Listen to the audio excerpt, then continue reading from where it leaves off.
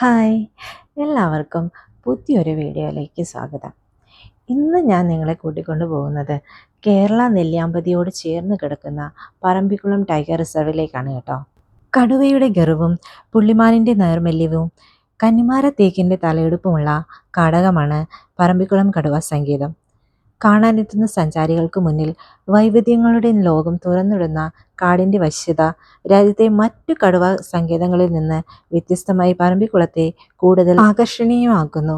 കാടിലേക്ക് ചുവടുവയ്ക്കുന്ന തമിഴ്നാട്ടിലെ ആനമല കടുവ സങ്കേതം മുതൽ പറമ്പിക്കുളം കടുവ സങ്കേതത്തിൻ്റെ എല്ലാ ഭാഗങ്ങളിലും പുള്ളിമാൻ, കേഴമാൻ, കാട്ടി എന്ന കാട്ടുപോത്ത്, ആന തുടങ്ങിയ മൃഗങ്ങളുടെ സാന്നിധ്യം ഒരിക്കൽ വന്നവരെ വീണ്ടും വീണ്ടും ഇവിടേക്ക് എത്തിക്കുന്നു.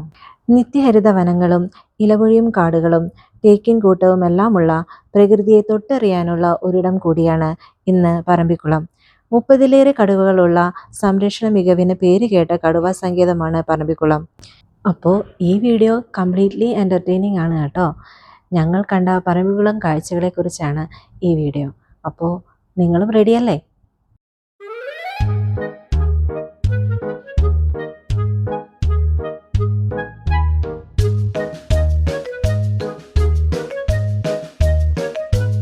അപ്പോൾ ഞങ്ങൾ ഈ യാത്ര പോയത് ഞങ്ങളുടെ ബെസ്റ്റ് ഫ്രണ്ട്സിൻ്റെ ഒപ്പമാണ് കേട്ടോ. ഒരു ഫാമിലി പോലെയാണ് ഞങ്ങൾ. അതുകൊണ്ട് തന്നെ എൻജോയ്മെൻ്റ് എന്ന് പറയുന്നത് അതൊരു വേറെ ലെവലായിരുന്നു കേട്ടോ. അപ്പോൾ നമ്മൾ എറണാകുളത്ത് നിന്ന് സ്റ്റാർട്ട് ചെയ്തു.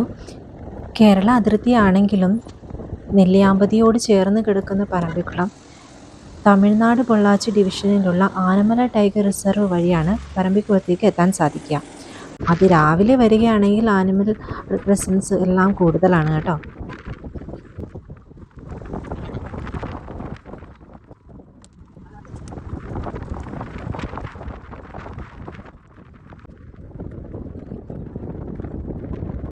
അടിപൊളി. മറ്റേ ഭയങ്കര വലിപ്പല്ലേ? അത് നല്ല വലിപ്പമുള്ള.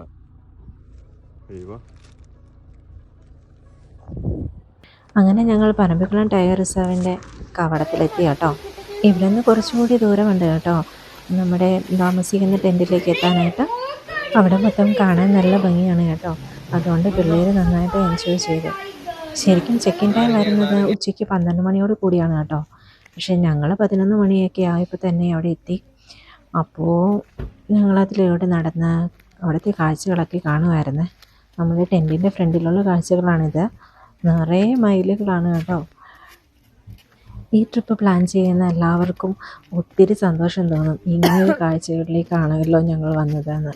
കാരണം അത്രയ്ക്ക് മനോഹരമായിരുന്നു അവിടുത്തെ കാഴ്ചകളെല്ലാം. ഒത്തിരി മയിലുകളുണ്ട്. നമ്മുടെ ടെൻറ്റിൻ്റെ ഫ്രണ്ടിലൂടെയാണ് ഈ മയിലുകളൊക്കെ ഇങ്ങനെ നടക്കുന്നത് കേട്ടോ. പിന്നെ കുരങ്ങന്മാരുണ്ട്. അപ്പോൾ ഫുഡ്സൊക്കെ കയ്യിലുണ്ടെങ്കിൽ സൂക്ഷിക്കണം.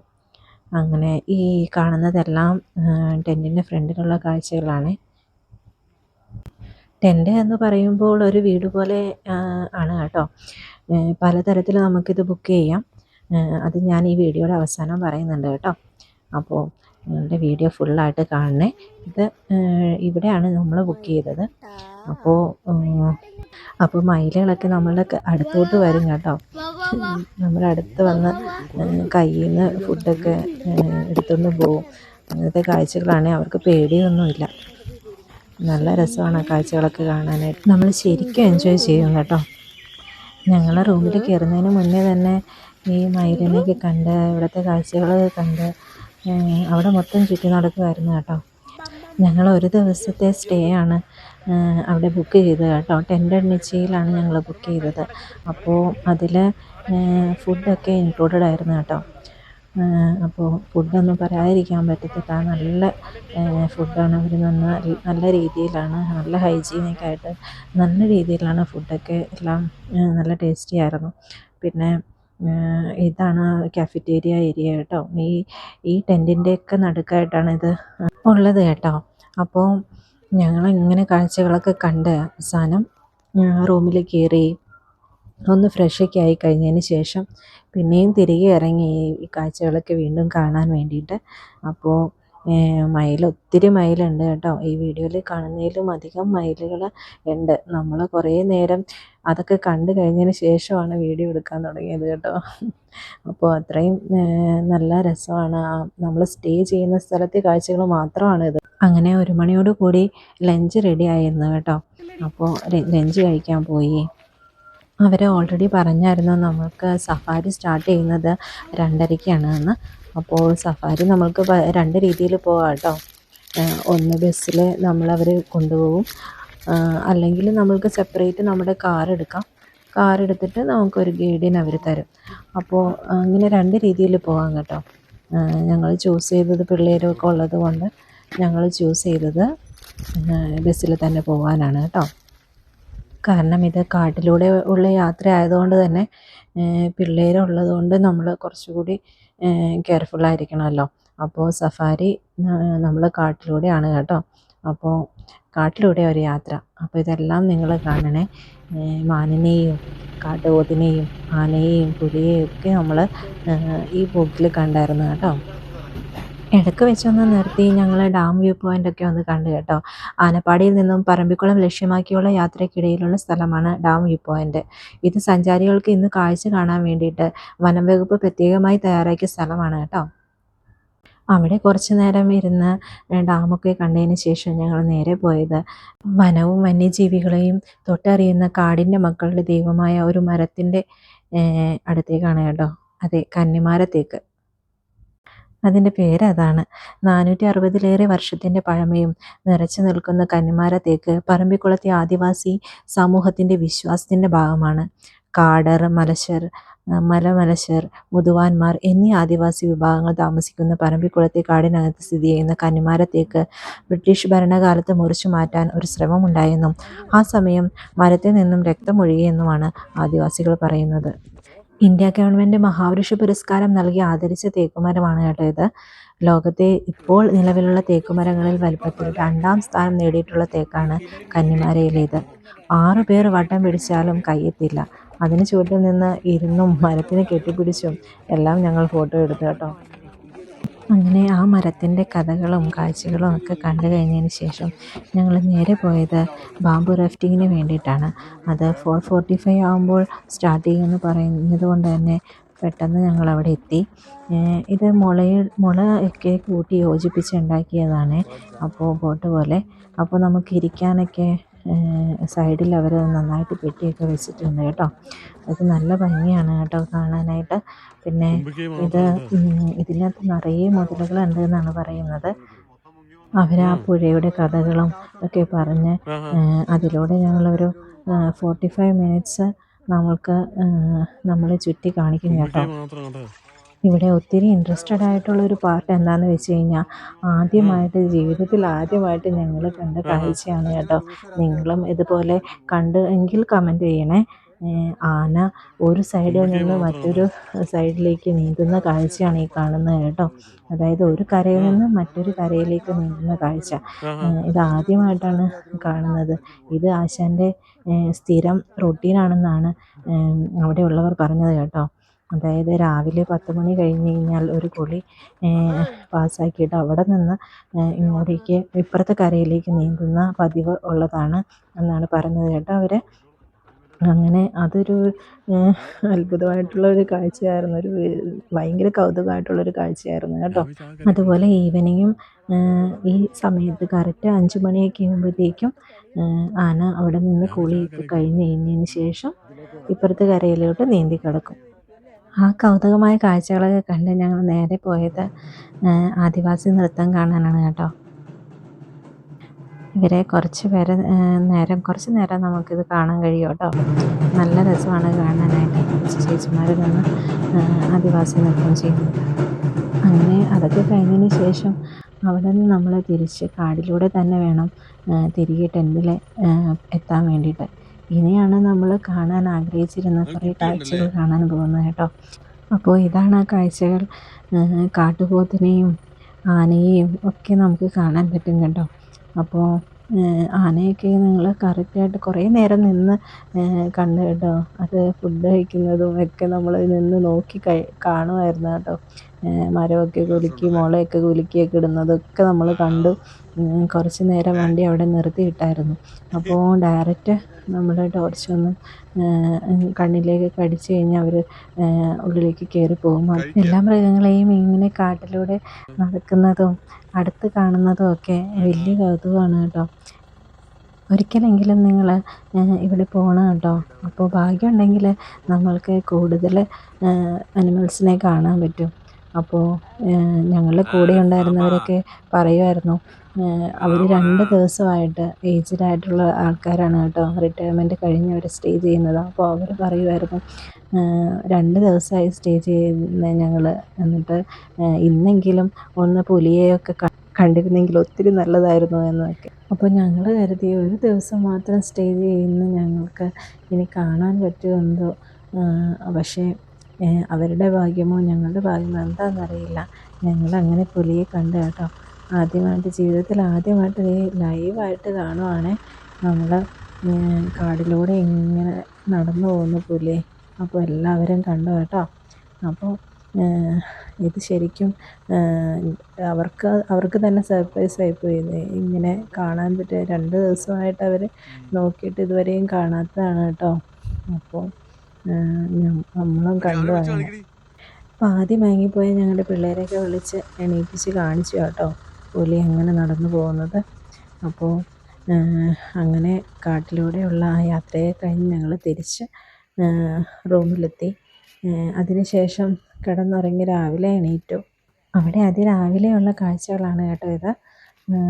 നല്ല ക്ലൈമറ്റായിരുന്നു. എണീറ്റപ്പോൾ തന്നെ ചെറിയൊരു മഞ്ഞും ഒക്കെ ഉണ്ടായിരുന്നു കേട്ടോ.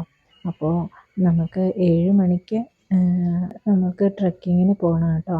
കാട്ടിലൂടെയുള്ള ട്രെക്കിങ്ങാണ്, ബേർഡ് വാച്ചിങ് എല്ലാം കൂടി ഉള്ളതാണ്. അപ്പോൾ നമ്മൾ അങ്ങനെ പോകാനായിട്ട് തയ്യാറായിട്ട് അങ്ങനെ ഞങ്ങൾ ട്രക്കിങ്ങിന് പോകാൻ റെഡിയായി നിൽക്കുമ്പോഴാണ് ഏട്ടനെയും രജിസ്റ്റേട്ടയും കൂടെ സൈക്ലിങ്ങിന് പോയാലോ എന്ന് പറഞ്ഞിട്ട് റെൻറ്റിന് സൈക്കിൾ അവിടെ കിട്ടും കേട്ടോ. അപ്പോൾ കാട്ടിലൂടെ അവരൊരു റൈഡിന് അങ്ങ് പോയി. അപ്പോൾ അതിൻ്റെ കാഴ്ചകളാണ് ഈ കാണുന്നത് കേട്ടോ.